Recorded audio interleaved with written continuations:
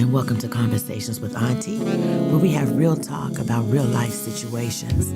I am your host, Tayna Lynne. Sit back, relax, and enjoy the real, the raw, and the unapologetic with Auntie.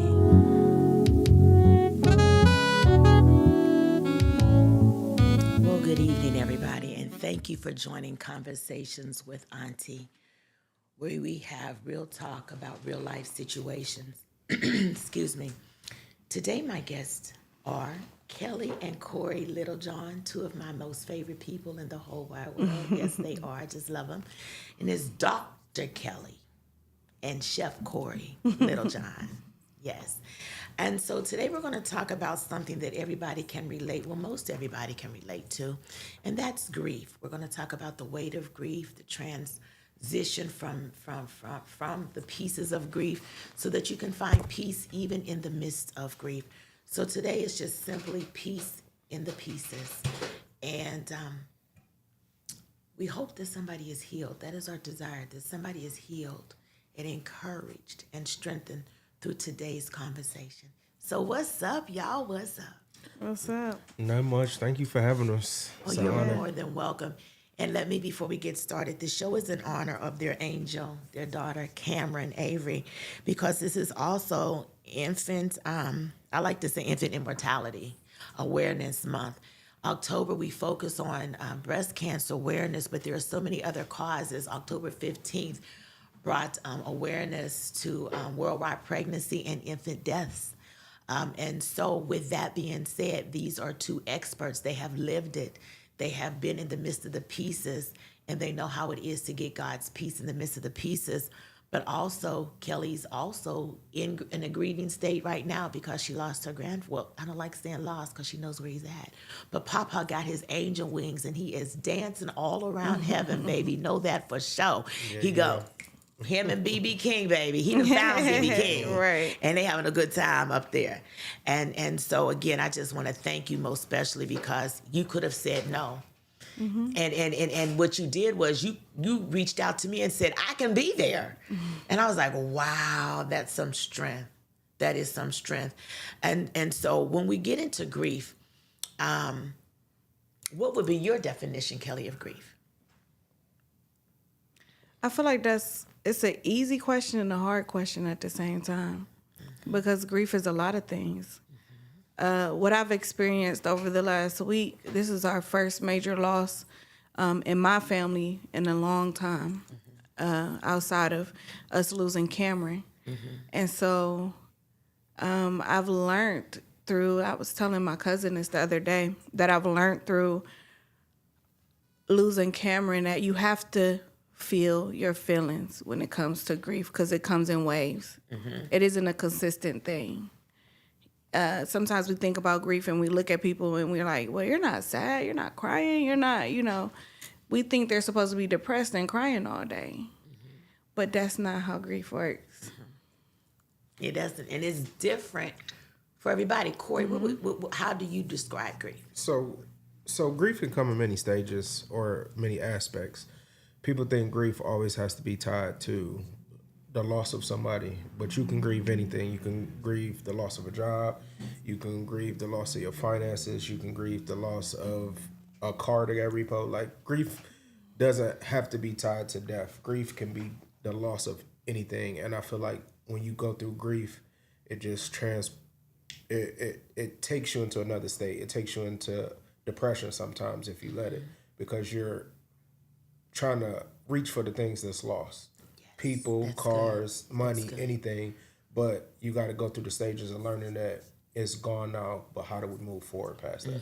It's how you process it. Right. And everybody processes grief different. And then right before we went on live, I had even mentioned that some people are stuck in spiritual places, like in churches and in ministries, because they're grieving what God has told them to do. God has said leave, and they're grieving that because maybe it's their family church. Maybe they have a connection to the church.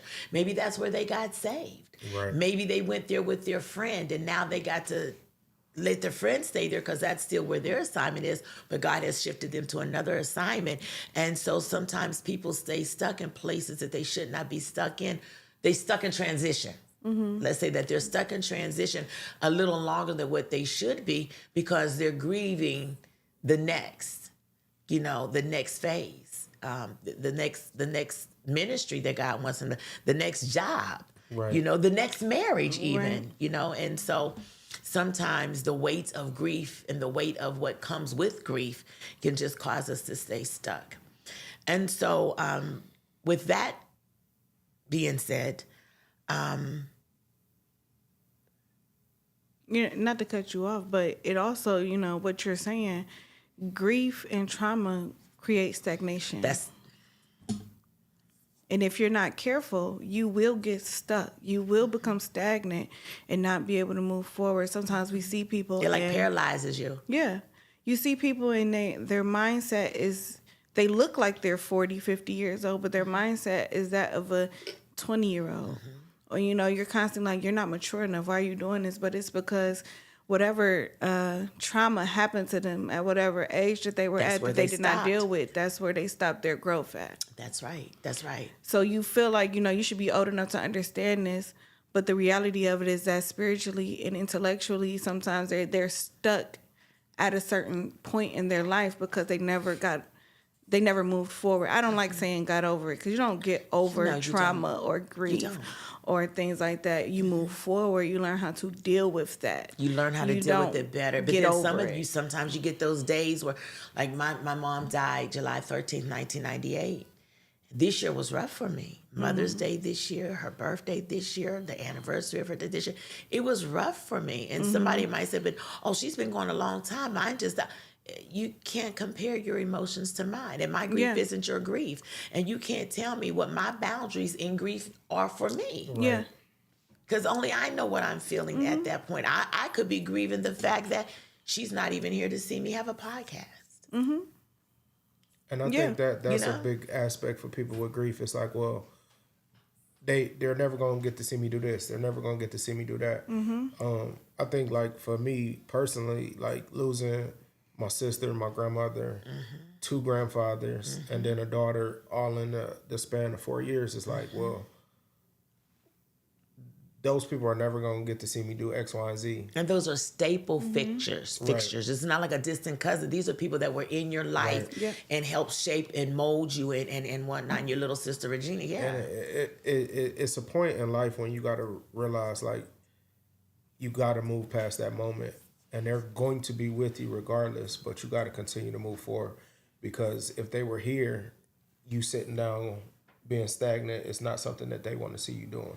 Especially like losing my grandparents. Like, yes, they got to see me get married, but they didn't get to see me be successful at everything else in life, or they didn't get to see me graduate from college. But in the same sense, like, they are reaping what's going on, because you carry them with you in your spirit each and every day. But you can't sit in that moment and be like, well, I can't do this because they're not here. Because if you grieve over the loss of somebody not seeing you do something, you'll never complete anything in life. And with you, like your sister Regina, that was my girl. She and my daughter went to school together. They wrote a poem together. And she called me Mom Dukes. She gave me the name Mom Dukes. Because when I walk into school, I handle all situations with any kid. I don't care if it was my daughter or if it was your child that was in trouble or they weren't treating your child right. I just interceded and just took that position, And so I should be like, Mom Dukes in the house. Mom Dukes in the house. But when you look at her and you look at Camryn, you're like, well, we don't see prom. We don't see marriage. We don't see your heartbreak. Right. You know, grieve you the don't- potential. Yeah. I have people, Camryn would have been our fourth child, And how many children do you have? 6. And Camryn would have been the 4 girls and fourth. 2 boys. Yep. And so we had the 2 girls already. And people said some really insensitive Oh, comments. they said, but you have other children. Yeah, and one thing that I do want people to know, and I know that it doesn't come from a place of malice. They sometimes interacting with somebody who's dealing with something and you don't know what to say or how to comfort them can be overwhelming for the person that's trying to be the comforter. But you want to show them that you care. But I think one thing, and this is why conversations like this are essential, because we need to learn how to approach people when they're in those moments. And so saying something along the lines of, well, you have other kids, or you can have more kids, or you have daughters, or, whatever, it comes off kind of insensitive. And I do have other children, and I even found myself saying one time, like, well, let me pick one of your kids to get rid of. Like, which one you want to get rid of? It is insensitive when you say it like that. And so we do have to be very mindful about how we're speaking to people. Even in this moment with me losing my grandfather, he was 93.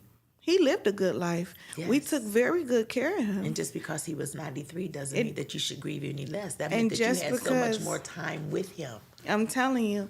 And, hearing people say, like, well, he lived a good life. He did. And I'm going to miss it. I'm going to miss that part of my life. The moments, the memories. We were Those talking things. on the telephone earlier today. Yeah. And I was sharing with Kelly that there was a gentleman who had sons, but they deemed their life too busy to go shave their dad every other day because his hair grew so fast. And so they asked me if I would do it. And so I would get up extra early, Mondays, Wednesdays, and Fridays, so I could be there at 7 a.m. to just simply shave him. Because, he would have a face full of hair 2 days later, But because that's the type of person he was. So when I saw you putting the shaving cream so gently and specifically and intentionally on Papa's face, it brought back that memory. Yeah. But it also let me remember my grandfather when he would take the brush and lather his face. Me being the oldest grandchild, I saw all of that.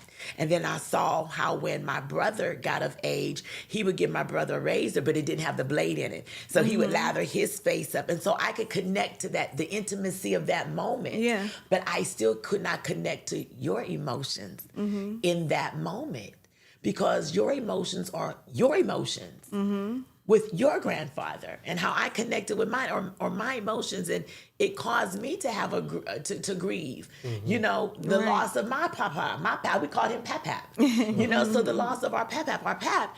And I could kind of identify with like the weight of the loss, because that's that filler, that dad filler, and the first man that actually showed you that unconditional love and validated you as a lady. I felt all of that. And so I then begin to grieve my loss, like, dang, I wish he was here because he would enjoy this and that. And, and even in the midst of all of that, you still find peace in the pieces.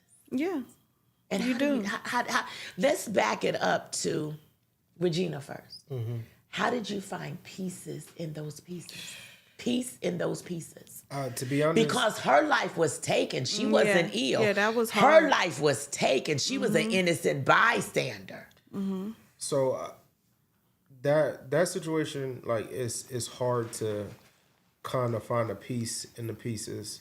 But I will say, like, for me, I had to be the glue that held everybody else together. And you did. I watched you. I couldn't watch my grandparents fall apart. I couldn't watch my parents or my siblings or my cousins. Like, everybody was falling apart at the seam because, one, it was unexpected, and two, you don't expect somebody that's 20-something years old to just be out of your life.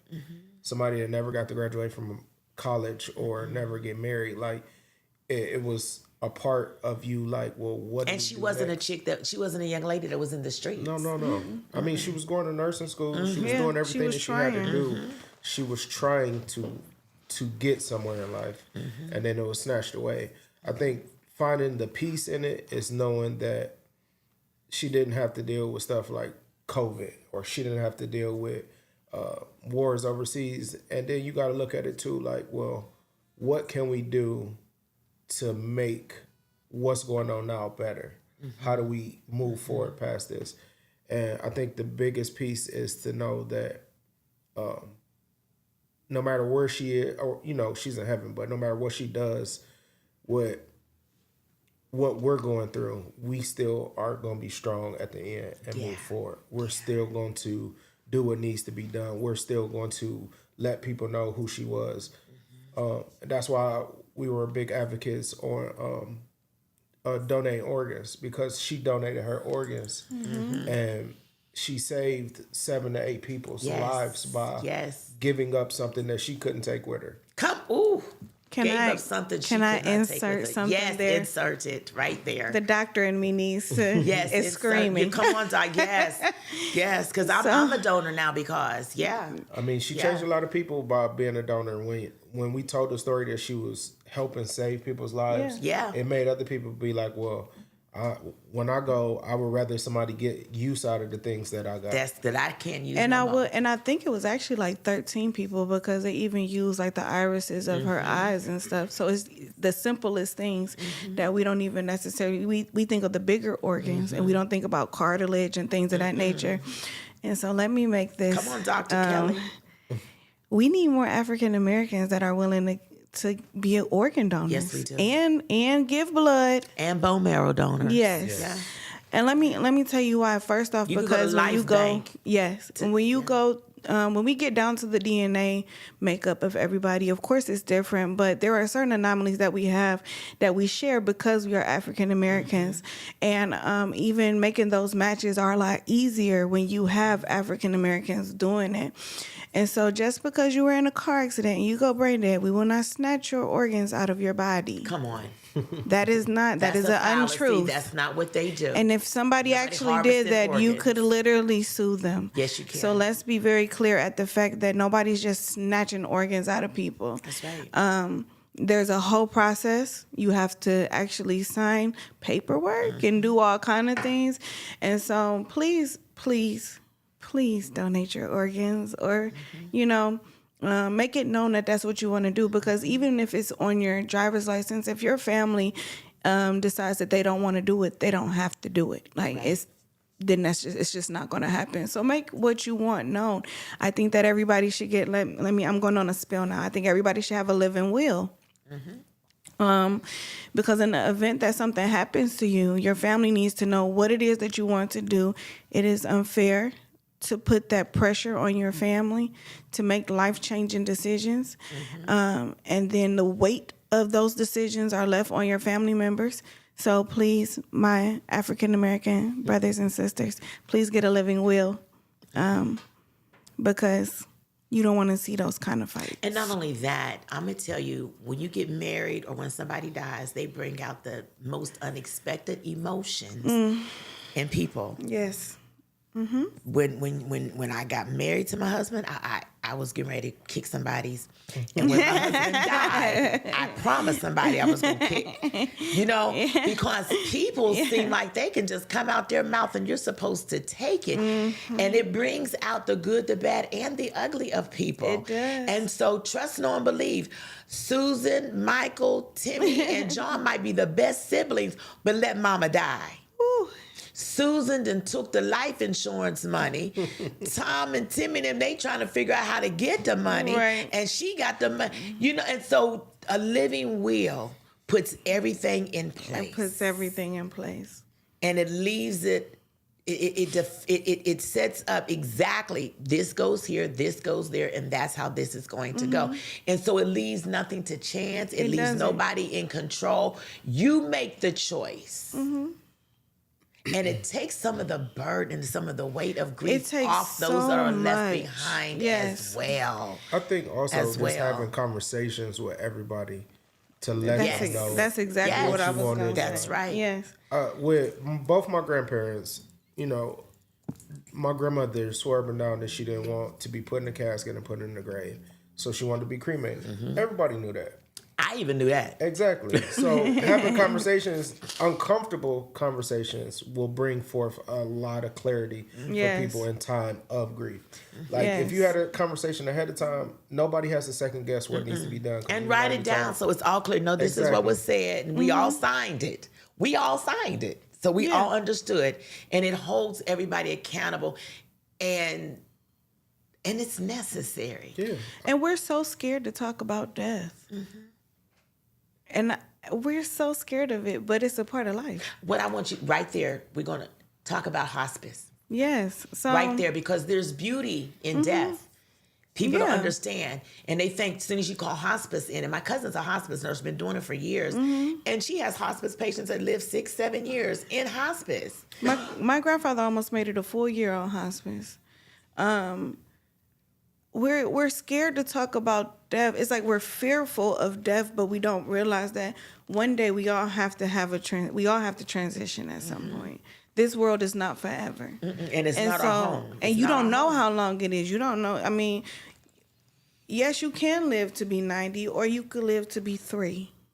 Or how many days or hours old was Camryn? Cam didn't even make it out the womb. See? And so understanding that death is a part of life, and stop trying to hide it. Stop trying to shield people. Stop trying to shield your children from it. You create an issue when you shield your children from death. Then you create adults who don't understand how to deal with grief and trauma and things of that nature. We talk about death in my family because my kids have experienced so much Yeah. death Yeah. that if we didn't have the conversation, they would need to be They couldn't in process it. intense therapy. They would need. Let me say this before I talk about hospice. I'm so proud of the way that they are handling this situation right now. This is the first time that they've actually been kind of old enough to truly understand what's going on.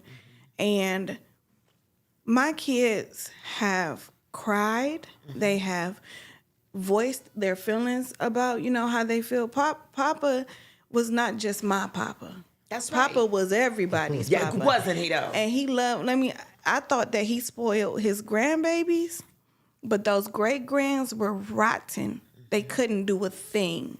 You said they only could remember one time he had to One fuss at them. time. One time. One time. And that one time, they couldn't even, they were so shocked. Like, who is he talking to? Kind of.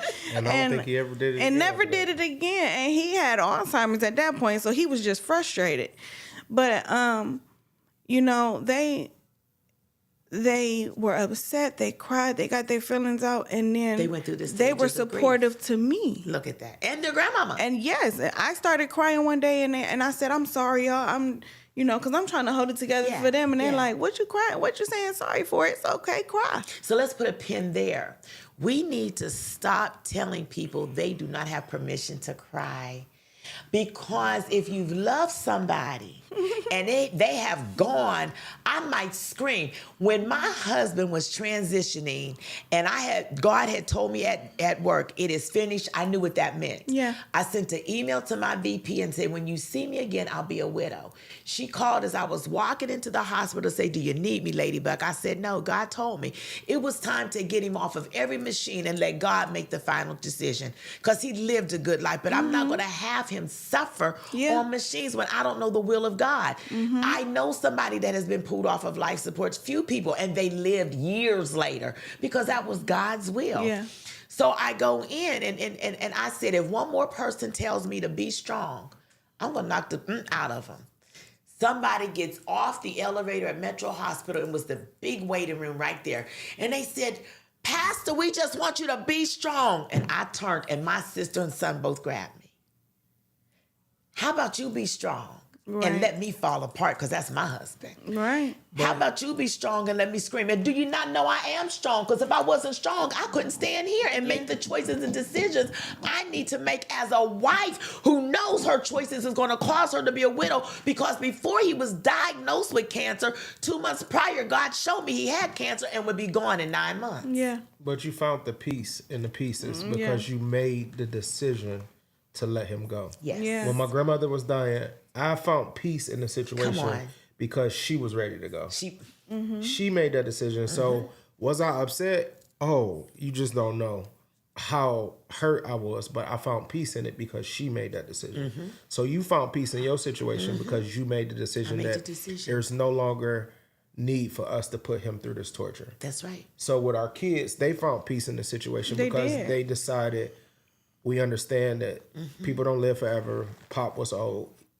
It was just his time. And we had been having that conversation for over a year. Oh yeah. But watch We this. had been having a conversation for so long, and they even got to go and say their goodbyes. They kissed him. They get they took care of him too. Yes, they did. They did. They See, got that's what we strength did. in the Yeah, situation. that's right. To support their mother. Am I hurting? Yes, but I have to be cool, calm, and collected to make sure that my mother and my grandmother is okay. That's right. Right. That's them. And give the children the age, because I need them to understand only one is two is a teen. Trinity's 13 now. Yeah, she just So you turned into you a have teenager. two teenagers, but run the ages. We got a 16-year-old, 13, 9, 7, and 5-year-old. And the 9 will be 10 exactly Yeah. a month from today. She Yes, and I have the same birthday. Corey. Exactly Woo. 1 month from today, Yes. she will be 10. And they are champs, man. They're doing good at school. Like the school, I pre-warned the school and said, hey, this is what we're going through. And I did keep my kids out of school for a couple of days because kids have to process their emotions. That's right. They deserve to have mental That's health right. days too. They deserve. Say that again. They deserve to have mental health days too. Absolutely. They struggle. Thank They you. have to deal. They're not They're just adults. little people. Yeah. Right. They're sometimes our mandate on our children is you wouldn't even put that mandate on yourself. First of all, you don't even live up to it. I tell a lot of parents, how dare you do this? And you're an adult and you did this, this, and this. This is a child growing and learning, and you expect them not to make mistakes. Right. Don't you still make mistakes? Where's the grace that we give our children? And children deserve the right to be able to be respected in their emotions and in their grief. And heard. Come on, baby. And heard. And heard. And heard. And it's not disrespectful. It's not disrespectful because they have feelings and they have emotions and they have a viewpoint. They have a perspective. They have a vocal cord. So let's talk about some things we need to talk about. Yeah. Because again, and I'm going to read some of the comments here. Ebony Quinn said, I need to have a living will. I'm getting on that. Thank you. Angel says these conversations need to be normal. Yeah, they do. And I think in the African American community, they were taught so often, you don't say anything. This is our business. Yeah. And so you keep putting it under the rug, but 5 generations later, they're falling over the mess you put under the rug. Yeah. Because nobody talked about this. I don't want my children to see nobody dead. Well, honey, what's going to happen if you die? Yeah. They're going to see their mama, daddy dead.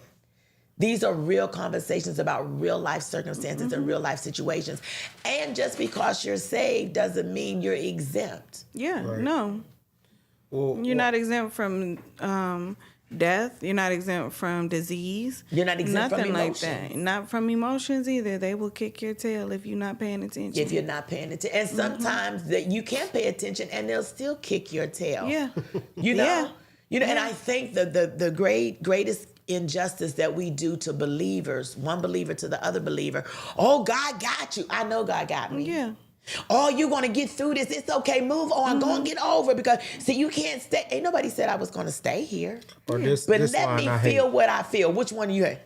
Sorry for your loss. Take that out of your vocabulary. Don't ever say it to nobody else. Because sorry for my loss means, I'm just sorry that you lost something. There's no emotion. There's no love. There's no feeling in that. It's just, I'm sorry for your loss. I usually will say, I'm praying for you. That's what I say. Or, I say I'm praying with you. Yeah, Because I or- know you need prayer, but I can't pray for you everything that you need. And what I Yeah. also say is my prayer for you, and this is my prayer for you, so I'm going to tell you what I say as I Right. said to you. My prayer for the both of you is that the weight of grief comes in like a wave here and there. That it doesn't just sit and rest, but that it'll come in waves and it will shift. But as it's coming, joy will come as well so that you can ride out that wave with a smile even through your tears. amen, That's we my are prayer. receiving. Yeah, because sometimes the way to hit, and it's like, especially when you're taking care of somebody such as Papa, and that has been incorporated in your routine. Yeah. And so as this is our routine and this is what we're doing, okay, what happens the day after they're gone and we can't do that anymore? Right. This what happened because, I woke up early the next day after my husband passed, ready to take the shower, do the coffee, do the breakfast, and get to the hospital. And it was like, wait a minute. The routine changes. It does. So you even have to adjust and adapt to that. And then that process you have to grieve. Not just that person passing. But your normal everyday activity. Your normal everyday activity. Yeah, for sure. So that made me think of this situation. Anytime I used to get mad, frustrated, angry, pissed off, I would call my grandfather or I would call my grandmother. And the one day, this was 2 or 3 years after they had passed, I was so frustrated. I'm like, I'm about to call my grandma. And then I looked at my phone and was like, how are you going to call your grandmother? But then I went into a battle of trying to control my emotions. But it was a wave that hit me that was like, your normal go-to is no longer here. Your normal safety net is no longer here. You have to replace it with something. So my replacement was calling my father. And now that built a relationship that we never had. Anytime I'm frustrated or angry, I'll call my pop. I like that. I had to replace it because there's a void. There's a hole there. There's a hole. And you got to feel, so you go to the cemetery and you throw dirt. But you can't just throw dirt on my picking up a phone. There's a hole there. So I need to call somebody. And so you figured out who that would be then. And that brings up another thing. Undealt with trauma turns into frustration. Frustration turns into anger. Anger turns into you lashing out at people for something that was never dealt with when it was an issue. Or turn into substance. Exactly. Yeah. And then you become an addict. That's or true. alcoholic. You know, there's so many things. Listen, a few years ago, I was going through something. I told you my mom died July 13, 1998. It's like 5 years ago. I picked up my phone. I dialed my mom's number. And when I heard the ring, I had to hang up and I started crying. Mom is gone. But it was just like, oh, I got to call mommy and tell. Years down the road. Yeah. And so grief comes in stages. Yeah. And even though you're past this one stage, it doesn't mean that you still don't grieve 20 years down the road. Let me say this. While we're talking about like grieving the people that we know, it made me think about Camryn and how she would have turned 5, and I was like, man, she'd have went to kindergarten. You know, like it's weird because I don't have a memory. All I have is a memory of that. And God is so amazing, even in the midst of everything that you're going through. With both of those adamant losses, those big losses, even with Gina, when we were on when we got the phone call about Gina, as we were laying in the bed, I heard God say, it's over. And I was like, I was like, no, I don't want to hear that. Because, you know, with that, that was such a traumatic event. It's like, no, I don't receive that. I'm not, no. But it was what it was. And God was trying to pre-prep us before getting there. But I never said anything to Corey because I don't want to tell him this. And this is what's going on. But it was over. That's what it was. And it was peaceful because we took her to church and we got that girl saved before she left this earth. Yeah. And I found refuge in that. Yeah. So then when we lost Camryn. And he came to you the same way again. He came to me. I was in the shower and I was getting ready to go to my appointment. And I closed my eyes and I saw the screen and I saw that there wasn't a heartbeat. And I was like, And I started praying. I said, no, I'm not, I don't want to hear that. But I got real quiet and I was like, no, this is what it is. And it was a snowstorm that day. And me, Corey, and Angel were all in the car together, and I was just quiet the whole time. And usually, you know, we're you know us. We laughing, joking, talking.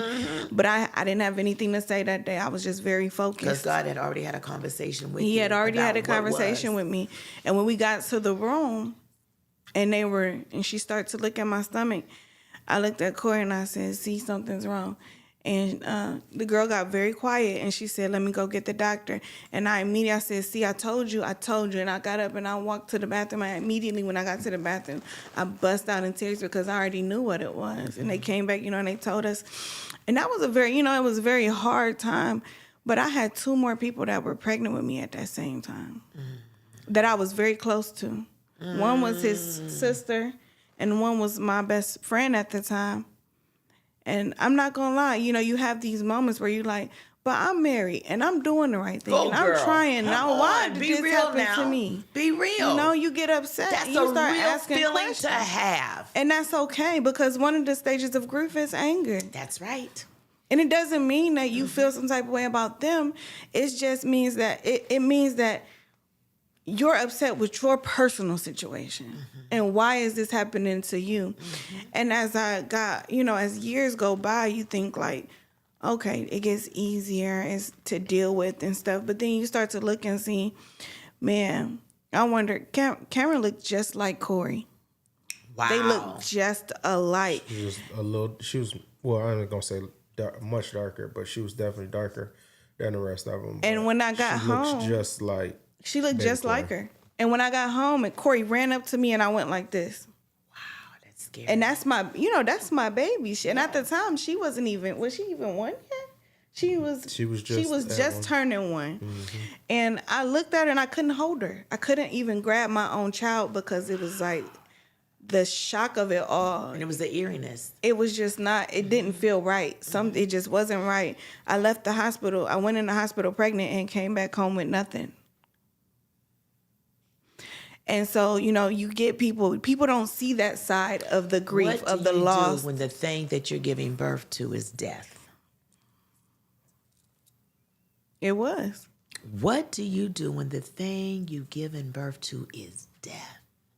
You still chose to live. I did. Woo! But even in death, life came from it. So That's what I'm everything saying. has to die for a reason. Come on. For something to come out of it. Amen. So the loss of Camryn was hurtful for us, but it birthed a foundation that now helps other people. And what is that foundation? And hold on, I want to say this, is that I was not always strong. Let's be clear. Right. That's because right. the reason why the Camryn Averie Foundation was even birthed was because I was a very much Christian woman that was very strong foundation in God that had suicidal ideation. Come on. And I'm okay with saying that now. Keep it real. At first, it was very embarrassing. At first, I was like, if people hear me talking about that, they would be like, what do you mean? I was very much a Christian. I had been saved for a while. I've been saved for a long time, but I was actually living out my Christian life. And I had suicidal ideation. And I needed a comfortable space. That's right. And so I even reached out to therapy, and they told me it hadn't been long enough. And I asked them, but what if I'm dead by the time it's been long enough? And before they tried to catch me, and I hung the phone up. That's right. But I was lucky enough to have a good support system. I was lucky enough to have people Let's that talk about the cared. boys. Let's talk about Angel the and boys. Will. So I was next to when Will said he climbed up in bed with you. So what we gonna do today? yeah. What we gonna do today? They never left our side. They never let us be in our moment long enough for it to grab hold of us. They gave us our space to grieve, but they never let us live in grief. Let me say this, Angel, nobody will ever understand. I've lost friends because of this, and I do not care. Because no one will ever understand the relationship that I have with Angel. Angel even said, do you want me to come with you? Because you know I'm your person. Today. And she's here, y'all. She's on the here sideline today. commenting.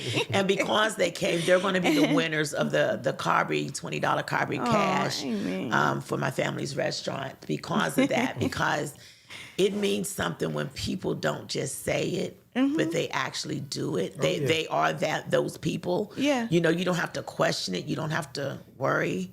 Because you know they got you. You know you got a safety net. You know you got a safe place. Yeah. You know you got a home. There's no place like home, and sometimes we just need a home outside of our house. Yeah. Sometimes you need a place. I need to have a place where I could fall apart. I could be Dr. Kelly to everybody. I could be Dr. Littlejohn. I could be minister, elder, whatever All the of case that. All may them be. titles. Everything that everybody else. But sometimes it's Kelly, Tayna, Corey, Angel, Will. Sometimes I just need to be Kelly, and sometimes I just need to fall apart. And then I can pick up the pieces in a minute. Come on, because but right that's now, real. and that's okay. And I get so tired of people. You always want to stop putting scripture because I don't want to hear it. Because guess what? I can give my own stuff a scripture. Right. At some point, scripture frustrates you because I don't want to hear that. I need something practical.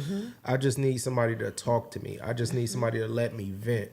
Giving me scripture ain't gonna fix that I'm still hurting on the inside That's right right. now. That's And right. sometimes just getting it off your chest, then you do feel better. Because it lifts the weight. And sometimes crying, I'm a crier. I cry when I'm angry. I cry when I'm happy. I cry when I'm just a crier. Yeah. And sometimes getting those tears out is frustrating in the moment because I'm like, here I'm crying again. But after I'm done, I'm like, okay, well, let's go. Let's continue on with the day. I had a phone call the other day from my uncle, and he was like, I really thought, my grandfather literally raised me. Him and my mom literally raised me. And so he called me and he said, I'm just surprised because I really thought that you was going to be, you were going to handle this differently. Like I'm they expect you I'm to surprised. fall apart? Yeah, I guess so. And I said, well, I mean, I'm handling it. I don't know. I'm okay. Like I'm not. But why you expecting me to go ziggity biggity bobbity boo? And I understand it though, right? Because that was the relationship that me and him was tight. Right. And so I understand. But this is today why because we don't know what's going to happen tomorrow. And that's what I told him. I said I have moments. I do have moments. I was at work one time, and one of the people was saying something about the color blue, and I said that's my papa's favorite color. And then boom, now I'm sad. There it was. There it goes. But and then in the same breath, somebody said something about cheesecake, and I said, "Wow, that's his favorite food," and it changed my mood in that moment. But my grandfather always said, "Handle your business. Give it steam. Yeah. Make sure you taking care of your family. Do that first." Mm-hmm. So as much as I would love to curl up in the ball in my bed and cry myself to sleep, am I handling my business? Oh, baby, yeah. Am I giving it steam? If I knew I wasn't steam. I like supposed to be you're giving it steam. Am I though? Come on, baby. If I fell apart right now, what would he say? Mm-hmm. What would he say? Mm-hmm. He would be upset. Very. And so with that being said, I don't get, that's not a choice for me. But you do. But you can still have your moments of grief. You do have to take those moments. That's right. Right, of course. We all need those moments. Even males, we need to break this stigma that men don't show emotion, men don't cry, this men is don't good. do any of That's that. good. A real man shows emotion. Yes, he does. A real man has vulnerable moments with his family. His kids see him cry. His kids see his emotions, him go through emotions, but not lash out at his emotions. That's right. My kids have seen me cry. My kids have seen me angry. She got something to say. I do. What? Because I had to break the stigma off my husband and saying, quit crying like a little girl. And that we had to have it out about that because he didn't. As males, we're naturally equipped by older generations that men don't show emotion. That's why men don't cry. Right. You don't do that. You're a punk if you cry. Exactly. Right. And I'm not saying those words were spoken to me exactly, but that's in our culture. It said in our culture, it has been engraved from the foundation. Right. Yeah, it has in our culture. It is. That's a part of our culture. And I tell my son, both my sons, that it's okay to show emotion, but don't make your emotion turn into anger. Yeah. Don't be controlled by that emotion. It's okay for you to show emotion. It's okay for you to cry. It's okay for you to be frustrated and explode, but don't live in that moment. Mm-hmm. Don't let that overtake you. So my friend, Marie Mason Hurd, her daughter Mercedes was my angel. Mm-hmm. Mercedes would send me a text, "Oh, you're doing too much. I need you to sleep. I need you to lay there. You're doing too much." Mm-hmm. When I was diagnosed with it right there, when I had spinal surgery, when I had the flu really bad, this is long before COVID, I was very ill with the flu. And when I came home from the hospital, I had to have a walker. Mm-hmm. And I had to walk, and I couldn't even walk like 2 houses down. Mercedes' daughter, Cupcake, who is taller than me now, came, and they walked me when Mercedes is gone. Mm-hmm. And so Marie said, "I love the Littlejohns. Thanks for being transparent and turning your pain into purpose." So my dad and my uncles grew up with Maria. Mm-hmm. And so she wants to thank you. She's watching. We love her. Shout out to her. And so shout out to her and shout out to Mercedes. Yes. Because that was my angel. I could tell Mercedes I was going to move a tugboat to Alaska, and she'd be okay when we moving it. And she would have everybody there to move this tugboat to Alaska in an hour. If that's what I said I was going to do. She believed that I was able to do it. And there was boom right there. Right. So, yeah, you got a shout out. And then Angel said, how do you teach children about grief and death? So with my kids, all right, let's see. So let's go back to when I was pregnant. That's one of the first ones that they could comprehend. Mm-hmm. And when we spoke to them about that, because everybody was excited about mommy having another baby. Because it's your sibling. Yeah. And so we came home and we sat everybody down. And I said, hey, you guys, let's talk real quick because mommy was having another baby. And we did have another baby, but she had to go to heaven. That's good. And, at first it's like, well, what do you mean? I don't understand. Like, babies don't go to heaven. You know? But then, then we're talking and I'm like, but sometimes babies do have to go to heaven because sometimes God needs them to do other things. Wow. And so, I'm trying to teach them that it's a world outside of where we are.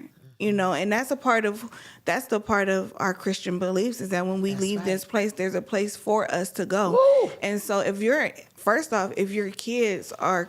Christian, your kids should definitely know about heaven because that's the goal. Or knowing that our goal is to get this. Yes, our goal is to get there. And so you should be able to say to them, your loved one has went to heaven because your children should already understand that. Yeah. As a Christian. That's right. When my grandfather was transitioning, I kept repeating to them, hey guys, but remember Papa's older and he's not going to be here forever. And when people get older, they go to heaven. And so, when they go to heaven, we don't know what it's like up there, but we know that they're safe up there. And we know that it's hard to live here sometimes, and he doesn't have to worry about paying bills and he doesn't have to worry about being sick or being in the wheelchair. How about that? He don't have to worry about any of that stuff because when he goes to heaven, he's going to be happy. And guess who he's going to see up there? Yes. He's going to see Camryn up there. He's going to see Gina and Granny and Pop. You have and real conversations we're saying, with you just sit down and you be real with them. You sugarcoat stuff and try to hide it from them, it makes it worse. Later on, it shocks their system. But here's my thing: why you teaching them about Santa Claus, the Easter Bunny, and the Tooth Fairy, and all of that is a lie. But you can't talk to your children about what is true. And it's we our natural reaction is to want to shield. We don't give kids the kids are resilient. They're more resilient than us. We don't give them the credit that they're due. But their children are more resilient because I had a lady, I do domestic violence and advocacy and all that. And she's with my kids. I said, your son is learning how to beat the hell out of a woman. Yeah. You are teaching your son that it is okay for a man to beat the hell out of a woman. Mm-hmm. I said, your son will bounce back while you're still trying to bounce back. Mm-hmm. Because children have that resiliency in them. And they know more than you think they know. And wait a minute, they pick up what he's not even said. Well, catch this. Our kids live in a time now where everything's at their fingertips. Mm-hmm. Everything. No matter what they think about or what they pops in their mind, all they got to do is type it in on any type of device that connects to the internet, and it's going to give them everything. Mm-hmm. So if you're not real with your kids, the internet is going to be real with your kids. Or their friends are going to be real with their kids. If you don't have real conversations with your kids, they're not going to trust a lot of stuff that come out of your mouth. Either you could teach them or Google will. Exactly. And I don't know if you want the answer that Google going to have to give. And that's true. That's true. Or their friends will. And what if their friends aren't not taught the right thing? My son called me one time, and he was with one of his little friends. It's his best friend. I love her to death. That's like one of my kids. And he said, Mom, I just need to know, can you tell me, do you go to hell if you kill yourself? Because we just want to know. So then I had to rewind the conversation and say, well, all you have to do is accept Jesus Christ as your Lord and Savior. But wait a minute, why are we talking about that right now? Because I need to know why you need to know.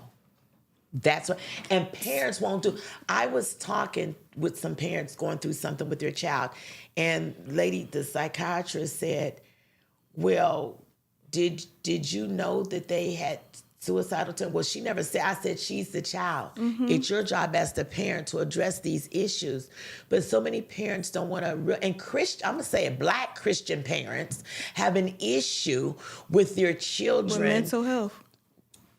We have having a problem. depression. That's, We you have a knew problem. exactly where I was going. You can't tell me now. I know because I've dealt. That wasn't my first time dealing with mental health problems. That was the first time that I was, as an adult, I was confronted with it. But I've been dealing with depression since I was a child. Me too. Yeah, And so because my grandmother had, and it's hereditary. It is. And so to say, I pick it up on my own kids. So to say that you don't know that your kid is going through something, then that means you don't have a relationship with them. And that's not to say that, because I know some stuff strike us by surprise. Yeah. And that's not to say that you're a bad parent. But sometimes we as Black Christians, you got to open up the door. We want to dismiss certain things. Yeah. No, you need to address certain things. You ain't praying when you got a toothache, you calling and making that dental appointment. Yeah. You ain't praying when you got that headache, you going to reach for that Tylenol, that Motrin. So we got to stop it. If we're going to trust God for some things, why aren't we trusting God for all things? Yeah, we have to confront it at the roots. We have to confront it. You got to pull it up at the roots. Mental illness. I just said it today. If we were talking, no, with somebody else. I said, if you keep pruning a tree, it's going to keep coming back stronger. But when you get to the root and lay the axe at the root and you deal with the root of the thing, then you've killed the matter of the thing. That then becomes the end of the matter because you've killed and stopped it from reproducing now. Right. Because you got the root. You have to dig up the root. But we in our culture have to stop living in denial. Yeah. Because denial is killing a lot of people. It is. We don't want to have a real talk about your children being sexually active. We don't want to tell them about safe sex. Well, you're just promoting them going out there and having sex. But no, you don't send your child outside in the wintertime without boots. Well, some parents do, but most parents try not to. But so why are you sending them off to college away from you? Yeah. Living an adult life now away from you. God created us with hormones. Yeah. And sometimes they be moaning. Right. And so you need to have real conversations with your children about everything. Sexual identity. Ooh, everything. Drugs. Everything. But you got to also understand kids are way more resilient than we get. And they And know smarter so and much know more than what we think Watch they this. know. Watch this. Kids watch their favorite stars grow up and no longer be on TV. So I can grieve the loss of my favorite star not being around. Kids watch on TikTok and all this. They see kids shooting up schools, or they see wars that we would never see growing up because it's at their fingertips. So kids go through grief all the time, but they may not know what it is. That's right. I'm angry. I'm frustrated. You're dealing with some type of And grief. we have to allow them the space and the place. Give them their safe place and their safe space so that they can articulate in their words from their emotions. Yeah. And don't say, oh, that's silly, that's stupid, that's dumb. You shouldn't feel that way. Yeah. Because they are dealing with some things. My 5-year-old today, he kept whining and crying because, we're preparing for my grandfather's funeral on Saturday. I got everybody here. I got to do and stuff. So I made him go get washed up and wash his hair, and he was just upset. And I'm His like, locks. what is wrong with you? What's the matter?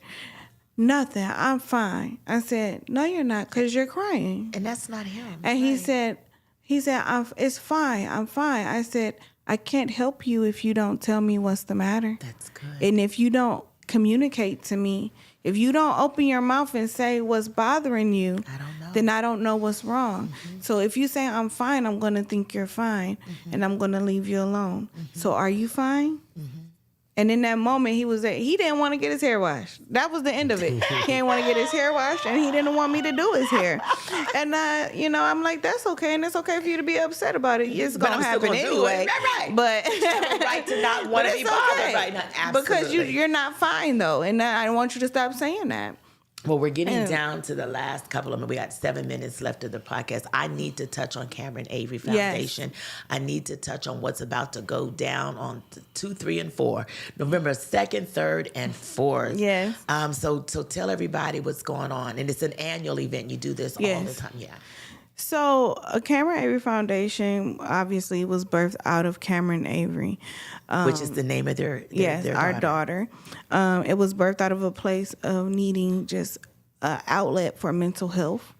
And every year we And have to deal with the loss of an infant. to deal with infant Your loss. child.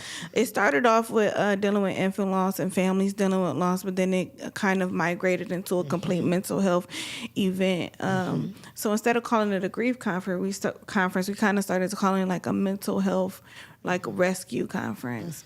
So Corey can tell us more about the lineup So this time. this year we're going a little heavy with our heavy hitters. Oh, you are. We're bringing Apostle William Foy from New Hope Fellowships Thursday night at 7:30, and then Friday we kind of nicknamed him the Bulldog. We got Pastor Danny Gonzalez coming with us at 7:30.